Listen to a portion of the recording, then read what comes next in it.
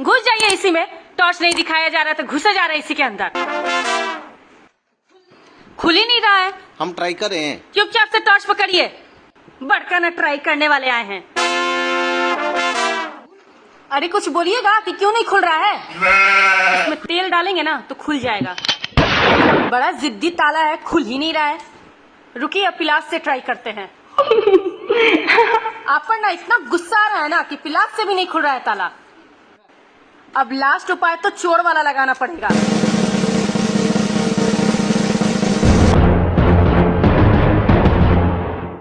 अरे हमको ट्राई करने दो ना। लीजिए ट्राई कीजिए आप भी।